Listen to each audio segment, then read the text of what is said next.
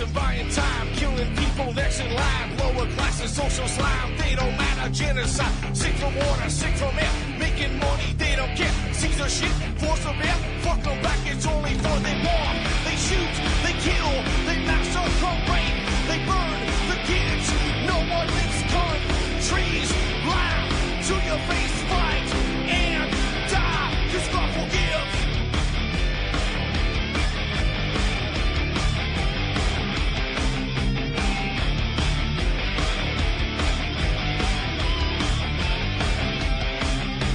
Selling lies and buying time, killing people next in line. Lower class and social slide, they don't matter. Genocide, sick from water, sick from air. Making money, they don't care. See their shit, force a bear. Fuck them back, that's only fair. They bomb, they shoot, they kill, they massacre, rape. They burn the kids, no one leaves countries. Lie to your face, fight and die, 'cause God forgives. Yeah.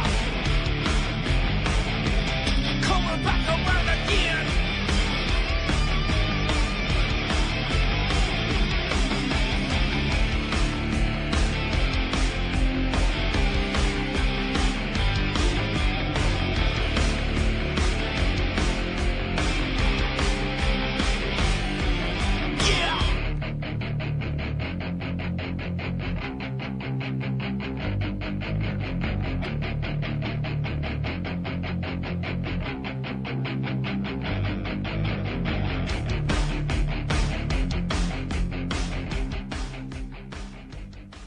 Welcome to the show. I'm your host, Ron Stevens. This is Rock the Boat right here on UCY.tv, and I'm your host for the next hour.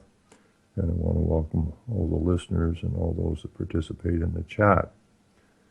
It was a beautiful day today, and nice and sunny and reasonably warm for this time of year.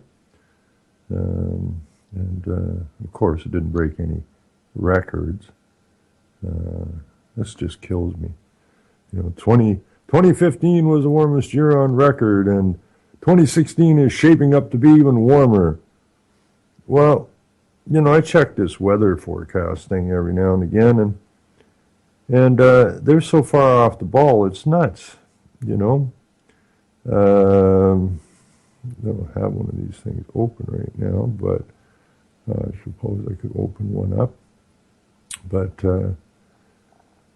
I think last time I checked, the warmest day for today was in 1932 or 33, and the coldest day for this year was in a year earlier, or maybe it was in the 1800s. But it was within 2 years from the hottest day, the November 17th, to the coldest day, November the 17th.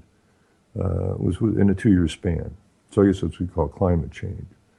And what you call these other people are lying, perverse sickos who are filling people's minds full of absolute nonsense. Now, there's a few things I want to discuss tonight, but I'm just going to bop around here. I got an hour. This one here, we always hear about you have to be inclusive. The West has to be inclusive. We have to roll over and accept whatever anybody else wants to bring to our lands and our societies, and we can't complain about it, because if we complain about it or we set off the alarm bells, then, we're racist. And we don't deserve to be part of the community. We're lower than low. We are inciting, violence and chaos and all this kind of stuff. And unfortunately, the public generally goes with it because, they're mind numbed. They're stupid. They were indoctrinated as children. They were turned into sheep. And they, whatever they're told to repeat or to think or to say. And so anyways, in Montreal, where they're banning, or they already have banned wood stoves, and in any new homes, developed homes, to cut down on fossil fuel emissions, or not fossil fuel, well, carbon emissions for burning wood to heat your home. We now have the Premier of Quebec and the Premier of Ontario hooked up with the Governor of California, I guess, cutting carbon trading deals. Like a piece of paper is going to, this is all about the legal system too. The legal system deals in paper, not in reality, deals in fiction, not in reality. And the people that run the legal system understand it completely, and it's not real. You know, if you buy and sell pieces of paper, this somehow is going to save the planet from carbon emissions. And CO2 being a life gas, of course, so they're trading against your life, I guess.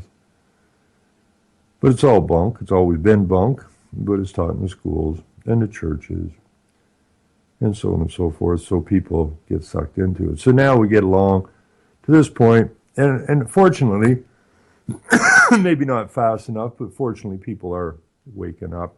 They're watching their pockets be picked more and more every day in order to so-called save the planet and save the migrants and all of this nonsense. It's World War III, fully engaged, being a spiritual and psychological war. So we're supposed to engage and embrace inclusivity, and we're all supposed to be one, even though we're not, even though Islam and Christianity are at extreme opposite poles. We're being flooded by Islamic migrants who are not interested in being part of anything other than what they're interested in. So there's no wish for to be inclusive or part of anything by these people. And nothing could be more on the button in this particular story, and that is that developer in Montreal is behind Muslim housing. Wait a minute, isn't that racist? If I'm a developer and I want to build white housing, well, would the papers jump on my back? Would the politicians jump on my back? Would the preachers jump on my back? Would professors in the university jump on my back and call me out? But wait a minute, this is different. These are Muslims. So a developer behind Muslim housing project in Montreal says anyone with shared values is welcome. Shared values of our society? No, shared values of their society. Well, wait a minute. Their society wasn't here. Well, no, but we want to take down your society, and we're using the migrants to do so. So anyone is welcome to live in the Muslim project, housing project, if they have shared values of the Muslims. Now, Nabal Warda says he just wants to make it easier for Muslims who believe that paying interest is a sin to buy a house. So last month he had an email sent to members of the suburban Montreal mosque to gauge interest in a housing project with Hala financing agreement that would skirt the need to pay interest on a conventional mortgage. Radio Canada broke news. Now, I'm sure people are out there going, well, that sounds like a great idea. I don't want to pay interest. Well, no, you don't, and I don't. But that has nothing to do with Muslim. You see, the difference between Islamic and Christianity, or Islam and Christianity, is that, or Islamic State and the Western states, is the Western states are secular. The higher power does not enter into So they separate church and state, where Islam is a non-separation of church and state. And that's how they plan on coming into the West and taking it over. They don't recognize secular law. They only recognize Islamic law. Why? Because it's part of their religion. There's no separation there. So they come in and they say, we've seen it in Europe. They just say, maybe saw videos of police or firemen going into an Islamic area or Muslim area and being run out. Well, wait a minute, we were here first. Well, tough, we're taking over. We don't recognize you people at all, and therefore you can't come into our neighborhood. Then this is the same thing with this housing project. You're welcome in the housing project if you have our values. Well, wait a minute, all of our so-called society has been trashed by multiculturalism, which is agreed by the Jews that they created. Multiculturalism is a creation of the Jews, and that is to destroy nations from the inside, to water down a nation. It's genocide by the Jews. We've said they admit it. They admit they're behind multiculturalism. And the idea of multiculturalism is that you have to bend over to the wants and wishes and needs and give respect to people who move into your neighborhood who have opposing values. But if you oppose these people moving into your neighborhood because they don't have the same values, they don't share your values, and you were there first, well, you get called out. So now we have the exact flip here with the Muslim communities. You're welcome in our community if you share our values. Well, that's the absolute opposite of what multiculturalism and the Jews have done. That's to destroy neighborhoods, to totally and completely destroy neighborhoods. We've seen all kinds of neighborhoods that are, white European neighborhoods, and then all of a sudden they're full of Sikhs and Muslims and people from other countries who don't integrate. Multiculturalism is not about integration. That's why I call it multiculturalism. And this is destruction of society on purpose. But now, here come the Muslims, and we want to build Muslim areas of which everyone's welcome, so as long as you follow our rules. Well, wait a minute. Well, they could say, well, we're here first because it's our community, we built it. But you, who were already here, are not allowed to say anything like that because you'll be called out. And the pitiful mindset of the people in the West, your neighbors will likely turn against you. Did you hear that Jim and Janet don't like the new people moving into the neighborhood? Yes, I know. I think they're racist. Oh my God, they're racist. And all of a sudden, the people you say, hey, how's it going this morning, don't want to talk to you anymore. So they don't want to get in trouble. They don't want to hang out with a racist. So they don't want to get in trouble. Stupid, stupid, stupid people. So anyways, it goes on, and Coalition Quebec leader, whose party is proposing a values test for all immigrants, described the proposal as an affront to Quebec values. Well, that's absolutely correct.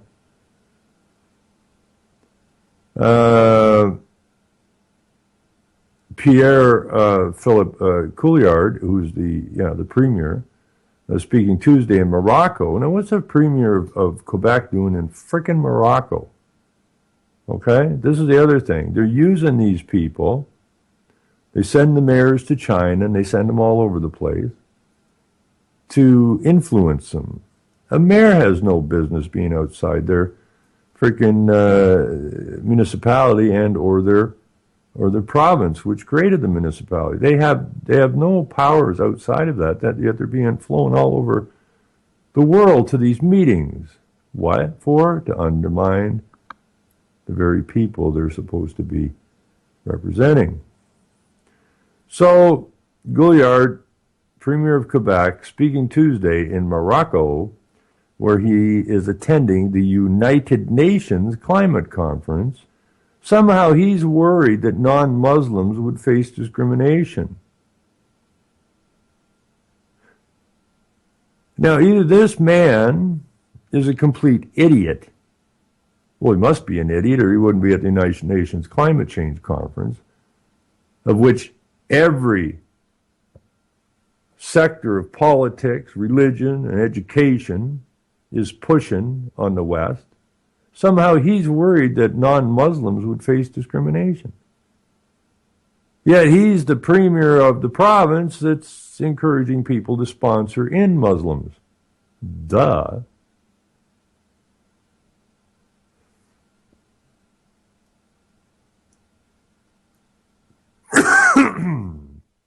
At a time when restricting religious attire is a reoccurring theme in Quebec political debate, and when some municipalities have blocked proposals for new mosques, the proposed housing project could be seen as a defensive gesture. But Warda, the Muslims, said that is not the case. I didn't hear people say, okay, we have to go ahead and defend ourselves against these nasty Quebecois by going and living alone. This is not my motivation, he said in an interview. What he has heard are people who have been renting for 30 years and wish they had something to show for all the money. Although views different about what Sharia law dictates for Muslims living in a society where mortgages are the norm, many refuse to take out loans that charge interest. A lot of Muslims have problems with the idea of interest, which in Arabic is called riba.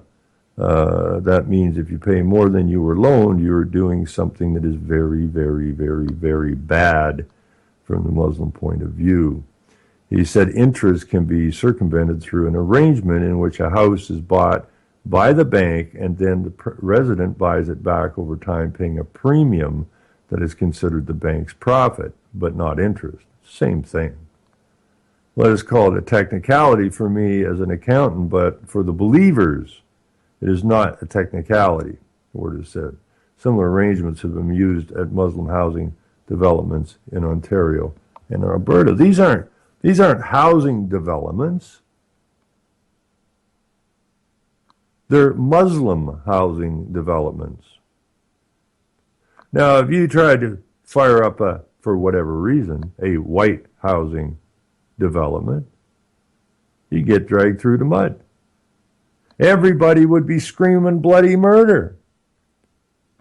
But they have no problem saying that these similar arrangements have been used at Muslim housing developments in Ontario and Alberta. Well, how can it be a Muslim? I thought we were all supposed to be inclusive. That it was all multiculturalism. Hello. Arthur. You're dirty. I am. My good friend Arthur just rolled in. They've been renovating his friend's house there for a while, and they've been pounding on it. And he looks tired, and like he's been working really hard, which is a good thing. But he's not building Muslim housing. He's renovating a white guy's house, and it probably shouldn't be because, well, his friend's white. And that's wrong somehow. He said non-Muslims would be welcome. This is a killer. He said non-Muslims would be welcome to move into his project with prefabricated homes, but they would have to share the values of their Muslim neighbors. You don't drive drunk on the street. If you want to drink alcohol, you drink it in your house, he said. Women could choose whether to wear the headscarf, but they could not walk around in a halter top and shorts. There must be some modesty in the way you dress. You don't want women living there going half naked down the streets. We don't like that, he said. If they if they want to do that, then let them go and live in downtown Montreal. Now, we don't like that, he says. We, the Muslims, we don't like that. Well, and I think I'm safe to say mostly we, don't like these burqas. But we have to bow down to their way of living because that's their religious right.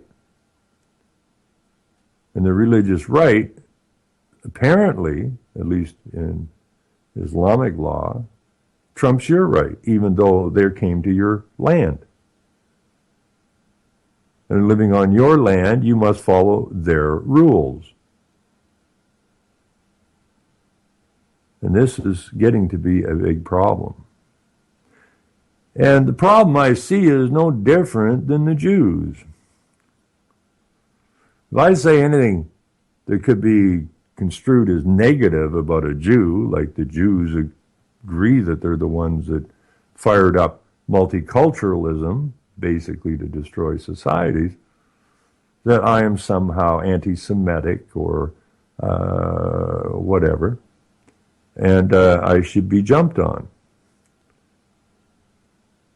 If I say anything negative about Muslims or Islam, well, then obviously I'm a racist. But these parties that I can't speak anything that they would construe as negative, they can dump all over everybody else, and everybody else can't say anything about it. Or again, you're racist somehow. You're racist both ways. And people got to start to stand up to this nonsense. It is World War III. We are being invaded. And the deal is to take down the nation state, which is your home. And we better start defending against this. We can't just keep rolling over. Well, I don't want to get in trouble and I don't want the neighbors to talk and all this kind of... Just get up off your frickin' knees and stand up. I mean, if it's good enough for the Muslims, then I guess, and I've built lots of houses. I've worked in setting up subdivisions. So I guess I'll just start setting up white housing. White-only housing. And the Muslims are welcome, but you can't wear a burqa, can't wear a headscarf, and you're encouraged to be comfortable in the heat of the summer, whatever that may be. So we're not racist. We want to include the Muslims, but they must adhere to our rules and regulations. And we don't like burqas. Now, we don't like women who apparently are enslaved in these ridiculous outfits. Now, how's that going to play out in the media? Not worth a damn. Not worth a damn. Now, it's interesting because I'm going to leave that alone for now. Well, let me just see if there's any comments on this thing before I take off. They've come out with a new rule, or they're working on a new rule. I think they came out with it already. The Chief Justices came up with this deal that certain things need to move quicker, and one of them is that the idea. Yeah, I don't see any comments here. How can there not be any comments here on a thing about the Muslims? That must just be odd.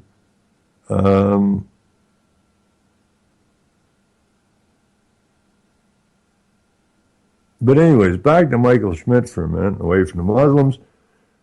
He's been dragged in and out of court now for the better part of 4 years. I think it's getting on, or will be 4 years, or just turned into 4 years since the famous sheep napping case, which is no case at all. So they've been dragged in and out of court for, call it 4 years, and they have done nothing wrong. It was the ministry that murdered the sheep. And the sheep were perfectly healthy. One gentleman agreed that he was the guy that transported the sheep away from the farm, that the ministry of Kill the Sheep, that's a new ministry of Kill the Sheep. They decided after almost 4 years not to move forward with his charges, even though he admitted wholeheartedly that he's the one that transported the sheep away from, to hide the sheep from the government so they wouldn't kill them because, well, they were perfectly healthy, which was shown to be true after they killed the sheep. So, do they show any remorse for destroying this lady's sheep and her life?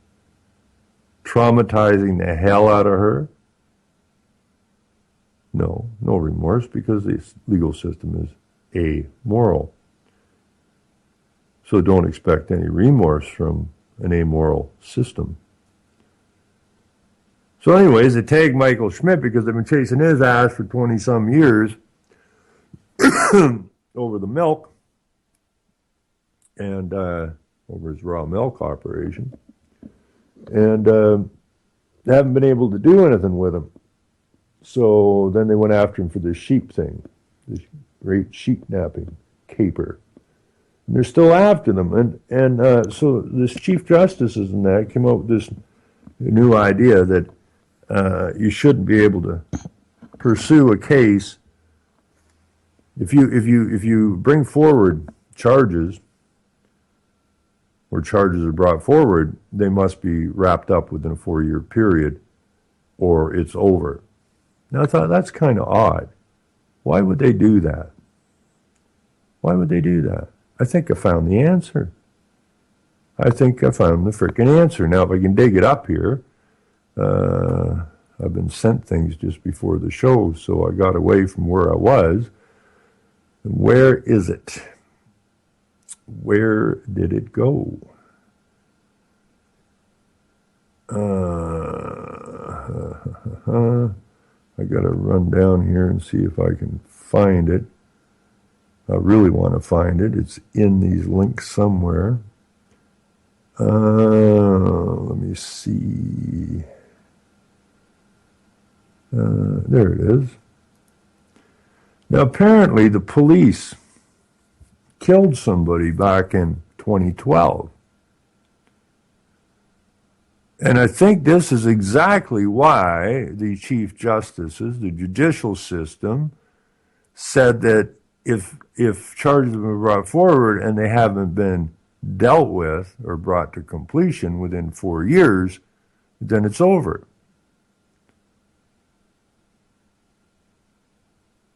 So we have a cop,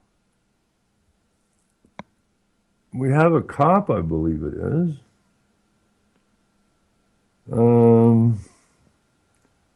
I think it was a cop. No, I guess it wasn't a cop. Or was it a cop?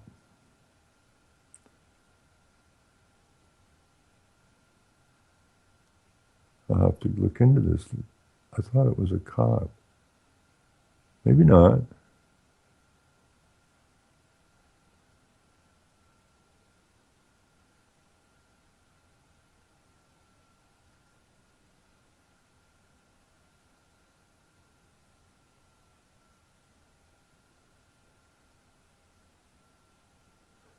Anyways, I thought it was a cop in here. Maybe not. But anyways, parents of Fouad Nael joined protest outside Ottawa courthouse after murder trial halted. Ottawa judge stayed a first-degree murder charge early this week over delays bringing the case to trial. Maybe that's what they're going to do with the cop from that shot the kid on the bus. I don't know. But there's something very nefarious going on here. Now, Michael, they're still chasing Michael over this sheep thing. But somebody was up on first-degree murder charges, which is pretty serious stuff. And Adam Picard, 33, was charged with first-degree murder in the death of 28-year-old Fao Nael in 2012. And Picard had been in jail ever since without the case actually getting to the trial stage. Early this week, Nael's parents, Amy and Nicole, assumed they were finally going to get a measure of justice because jury selection was starting. They were crushed when the case was stayed by Ontario Supreme Court Justice Julianne Parfait, and Picard walked out of the court a free man. And that's ridiculous. There's something, I got to dig into this more, but there's something very, very wrong going on here. I don't know who these, I don't recall this particular case, but the family has something to say on it. It says, we don't count for nothing. Nicole said Thursday outside the courthouse that justice wasn't done in this matter. The scale tilted to one side, she said. We're victims. We had no rights. We didn't get any rights at all from the system, and I find it very, very unfair. They counted only how much he was unfairly in jail for 4 years. How about the victims that have been suffering for 4 years? We don't count. We count for nothing. The decision sends a message that the system can be played, Nicole Nael added. So what kind of message are we sending? Outplay the system and go out free on the streets.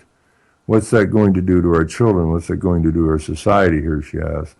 We're doing this not only for my son, but to get justice.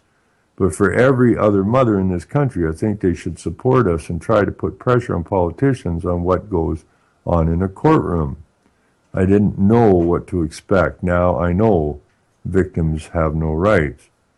So they go after the Attorney General, but the Attorney General can't tell the people that he doesn't have anything to do with the police or the courts. They're all arm's length things. He's really just a gatekeeper. And the whole thing is as criminal can be.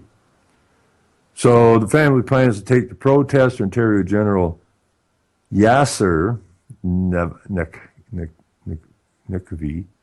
on Monday. Now, he's most definitely not a European white guy. Said earlier this week that his ministry is conducting a review of the case. During question period at Queen's Park on Thursday, MPP Randy Hillier asked the Attorney General to review the culture of complacency that allowed this stay to occur. We know the minister has initiated a review of the case, but what is needed is a review of the culture of complacency, Justice Parfait indicated, Hillier said. How can a Crown object to a motion to expedite an already delayed trial? How can they prosecute thousands of minor, less violent crimes but disregard murder trials? These are the symptoms of the culture of complacency which starts and ends in the minister's office. The minister replied that the ministry is actively working on our justice sector partners to develop strategies to address issues of delay both in short and long term. Steps taken so far include Crown assessing the status of cases at the Ontario and Superior Courts and coming up with strategies to deal with cases in jeopardy, as well as a workshop held in September on planning responses to Superior Court decision on trial delays. The fact of the matter is that the judicial system is like everything else in our nation, a complete and total frickin' fraud. And, all you got to do is follow the pedophiles, and you'll see what I mean about a corrupt system. I'm going to look into that more, that one, because there's something very, very, very wrong. Now this is something I hadn't seen before. I don't know what a creep catcher is, but I'm going to find out. It says here that creep catchers bring vigilante tactics to Ottawa Valley. Well, I'm from the Ottawa Valley originally. Let's catch them. Let us catch them. Police urge vigilantes who post confrontations with suspected predators online. And this is exactly what's got to happen. The police take an oath to the Crown. And the Crown is, well, I'll just say it this way, evil. And so certain things get dealt with and certain things don't. Steal a pizza, you're going to get dealt with by the police. And, screw the people in the entire nation as a politician, and, well, they'll just turn a blind eye to you. So we don't have a justice system here. We have a system for just us, and us ain't us or them. We're here to expose guys like you, Luke Arnott, can be heard telling another man on a video shot last week in his hometown of Carleton Place, Ontario. Arnott is a tattoo artist and father of 5. The other man in the video has come to the McDonald's parking lot off Highway 7 to meet a 14-year-old girl. You're here to meet Becky, aren't you? Arnold demands. The man can be heard saying, yeah, he was there to meet Becky before shouting expletives and leaving in his car. But there is no Becky. They come looking for us. The man was lured at the parking lot by Arnott and 2 other members of a group they call the Ottawa Valley Creep Catchers. The vigilante movement, with roots in Western Canada, has recently moved east. Members create online dummy profiles to catch the interest of their unsuspecting targets and lure them to meetings like the one in Carleton Place. They record the ensuing confrontations and post the videos online to publicly shame the suspected predators. They come looking for us. We don't initiate any contact, Arnott told CBC. We show up and we expose them. Arnott said members typically use websites such as Plenty of Fish and Craigslist to post their fake profiles. The guy was like 30 years old, looking to meet a 14-year-old girl. His intentions were definitely ill, said Arnott about the video from Carleton Place, the Ottawa Valley chapter first confrontation. Let us do the job, police urge. And my thing to the police is, well, piss off. You, the police, have destroyed countless, absolutely countless lives of people who cause nobody any harm. But Ottawa police don't see it that way. If you suspect someone of a crime or have information on a crime, let us do the job. Let us catch them. You don't know what you're getting yourself into. Constable Mark Saucy of the Ottawa Police Services said, we don't know how these people are going to react when they're cornered. We're trained to handle these situations, so I would suggest you let the police handle these. In September, the 2 men who head up the Surrey, BC chapter of Creep Catchers apologized after the group wrongly accused an RCMP officer of being a pedophile. Local criminal defense lawyer Michael Spratt said the misstep raises concerns about the Ottawa Valley group. Guilty people may escape justice, do all the time. They're called politicians, preachers, teachers. They get off the hook real quick because they're part of the game. And we're the hunted. There's an important principle in our society, and that's people are presumed innocent until proven otherwise. And an investigation like this can catch up innocent people in a sort of vigilante type of justice, said Spratt, a part at Averill Goldstein and Partners. Spratt said even well-meaning vigilantes can potentially interfere with the court process if charges are laid in a case they've been involved in. Evidence can be tainted. Memories can always be vulnerable at the best of times. There can be severe evidentiary problems that these vigilante investigations can lead to, and that can imperil the actual court process. Well, we had one of the sergeants that falsely arrested us on the stand, and were questioning this, and they corrupted the files, just as the police are warning the vigilantes might do. There's all kinds of evidence of corruption. The police erased 2 cell phones that videotaped the unlawful arrest, but they don't see that as a problem. We have the police on the stand, the one that led the false arrest, asking him simple questions about what transpired, what unfolded, and so forth. He just kept his head down in the box and replied to questions with, I don't recall, I don't remember. Okay, so you're an idiot, right? So this is the very thing they talk about, well, this is what the vigilantes are like. Well, this is how the police operate as well. So it's like the police calling the kettle black or something, right? But Arnett said Ottawa Valley creep catchers have no plans to stop their work, and my hat goes off to them.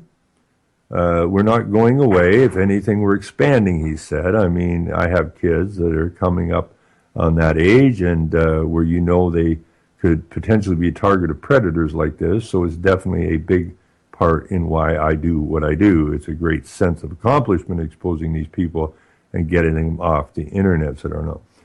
Well, it goes worse than that, okay? Because here in Canada, they're dropping the age of anal or consent to anal sex from 18 to 16. And this is all part of the move by the government, which is the United Nations move, because all governments are, or all countries are member states of the United Nations. It was the most sick, satanic, Jewish-driven group of pedophiles and sick people who create war and drop bombs on innocent people and drive migrants into countries to destroy the nations from the inside. So here in Canada, the Justice Department and that once again has decided that maybe the age of consent for anal sex should be dropped to 16. This is not natural, to say the least. This is not a natural act, but then these are satanic dogs trying to destroy the minds of men, women, and children.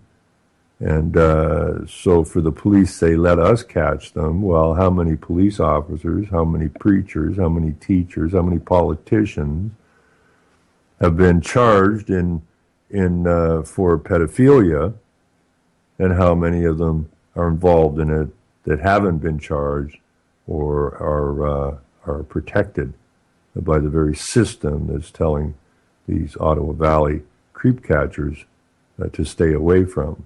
Who are they worried is going to get exposed? A teacher, a preacher, a cop, a politician? That's why they don't want these guys running around, baiting these guys. They're afraid they're going to catch them. And they might just be a politician or a policeman or a preacher or a teacher. So our Ontario sex ed, young youth sex ed, teaching children about anal sex at the most ridiculous early ages. These children are not interested in sex, period, let alone anal sex, but it's being taught to them at a very early age. Why is that? And the fact that one of the big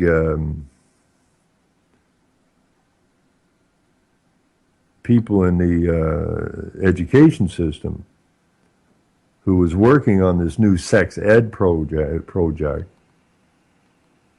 just happened to be a pedophile. So my hat goes off to people like the creep catchers for doing what they know they need to do, because they understand the corruption out there. They understand how ugly things are getting. And they understand fully well that the so-called authorities are not there to protect the common people. They're there to protect the higher-ups, the elites, whatever the hell they want to call them, but they're psychopaths or sociopaths, and they're harming people. And so to Mr. Arnott and his friends in the Ottawa Valley, which I am from, I take my hat off to you for doing what you do, because it is bloody well important. And because the cops ain't running around looking for that kind of stuff. They protect the crown. And the crown is the teachers, the preachers, the politician, and the police, and the military. That's who they protect. So there's all kinds of pedophiles in those groups. It's rife with pedophiles. The good, hard-working women and men of these nations, they're not running around buggering kids. They're working hard trying to keep a roof over their head. You won't see the hard-working men and women of the West asking the government, oh, hey, government, could you use our tax dollars, of which you are robbing us now, could you take some more of our money, and could you teach our children at the most vulnerable, youngest ages about these crude and lewd sexual things? Could you do that for us? We'd really appreciate it. Well, we're doing it for the children, says the government. No, you're not. You're doing it to destroy the child. That's why you're doing it. Because you're amoral, satanic, sons of bitches. And you all ought to be rounded up. And I'm just waiting for the real men and women to stand up and finally said, okay, that's enough. We're rounding you up. We're going to herd you somewhere that you can't do any more harm. You can't steal from us, you can't destroy our children, and you can't destroy our nations. And if we got to house you somewhere, maybe somewhere, a big rubber room somewhere where you lunatics can bounce off the walls till you die, then so be it. But you have no place in a moral society. Nowhere. You can't be reformed. Once you get to the place these people are at, you can't be reformed. These are people who are liars, they're connivers. And we have somehow slid so far down that we do whatever they tell us to do.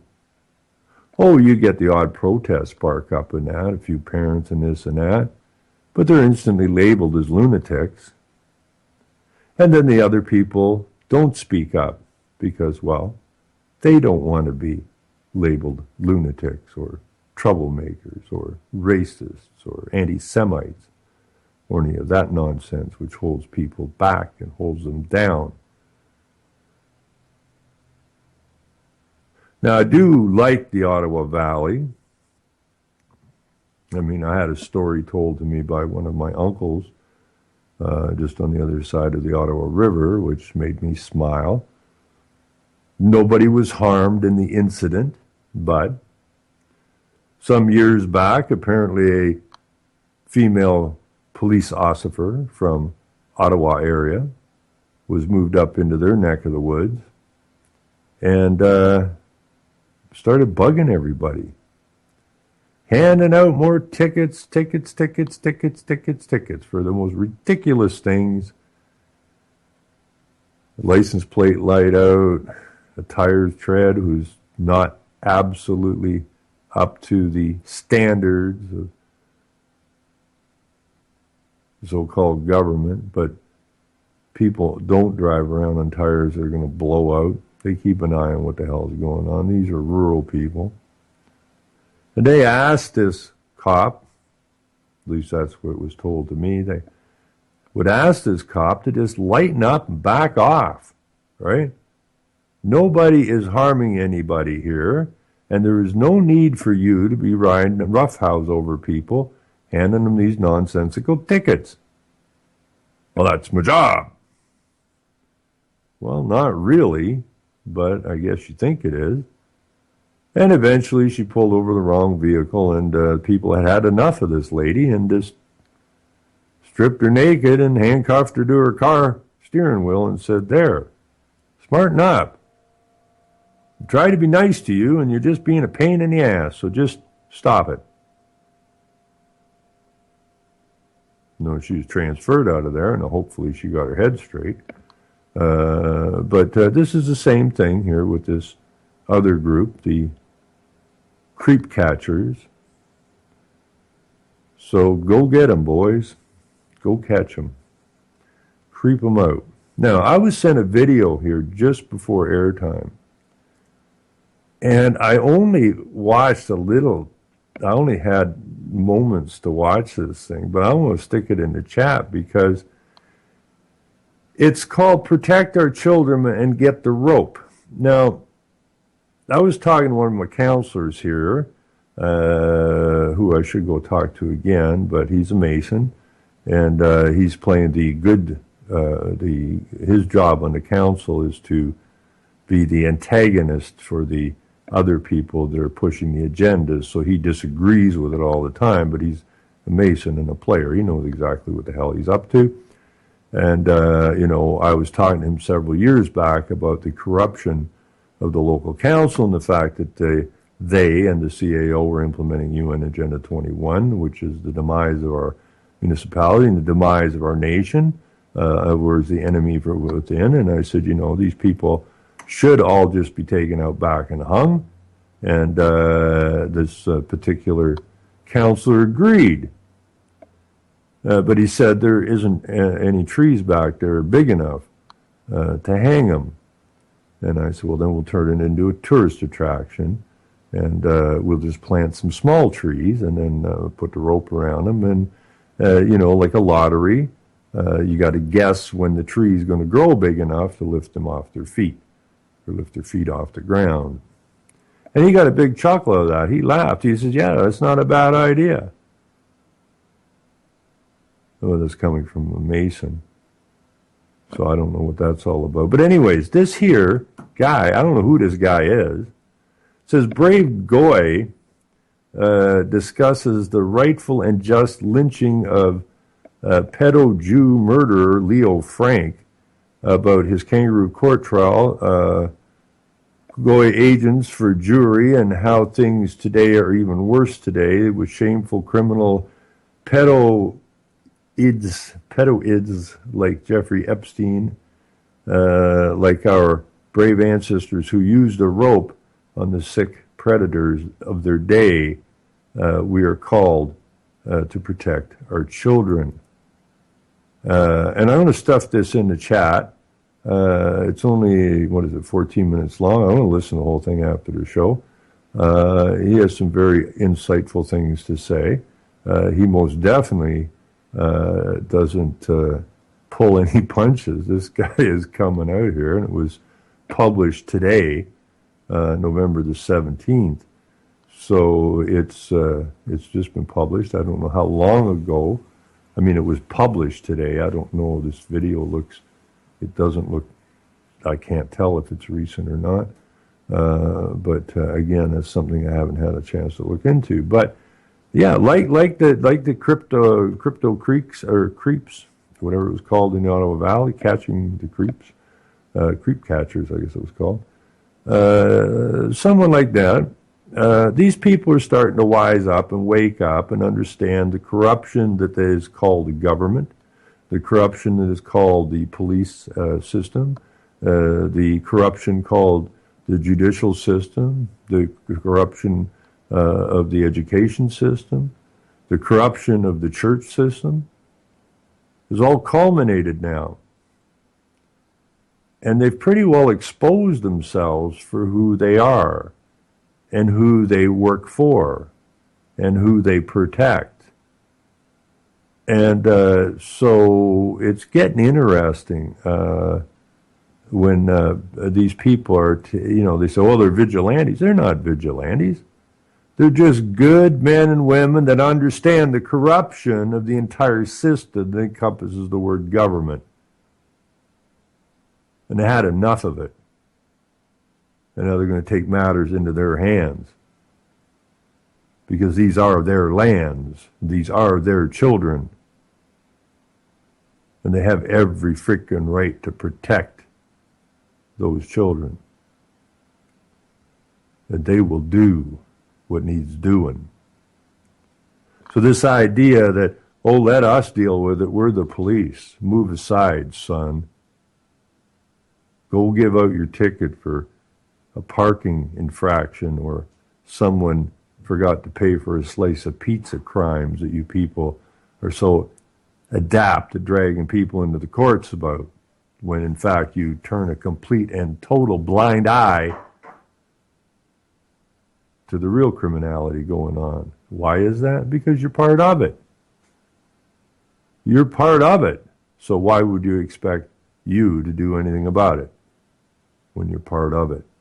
So, anyways, I'm going to pop this in here. I hope I'm doing the right thing. Again, I have not seen this video. And I don't know who this guy is. I just listened to a little wee bit of it, and it's absolutely true. We have to... and here's another video. I better do this fast. Here's another video that I would like everybody to watch, because where's our link here to the show? So I can get this one into the chat. And there's another one here that just popped up. I watched this the other night, and this one is extremely important, which just happened to come up in the sidebar of this video. So I'll go get the other one right quickly, and we'll be out of time here. But this one is George Soros. And this is a brilliant interview, because I have mentioned amoral so many times on this show. And here is an amoral man who agrees that what he does is amoral, and that in fact, because what he does is amoral, he has no feeling one way or the other about all of the people that he has destroyed. The lives of all of the people that he has destroyed mean nothing to him, because it was an amoral act that was carried out. And this is from the words of George Soros. So I want to thank George Soros for explaining the difference between amoral and moral. And your government, by definition, the legal system, by definition, is amoral. That's why your government can walk in and destroy millions upon millions of innocent lives and have no remorse about it whatsoever. This is who we're dealing with.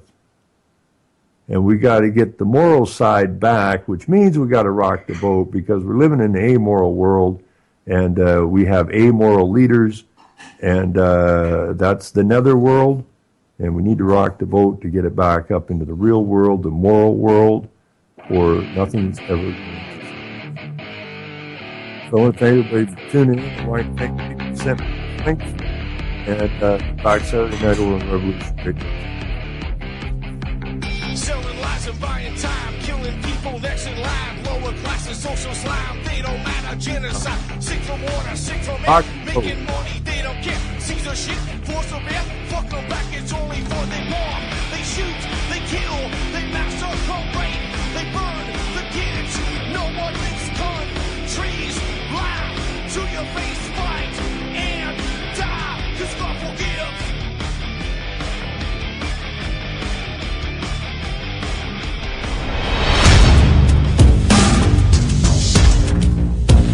Truth on the Tracks you can catch every Monday night and Friday.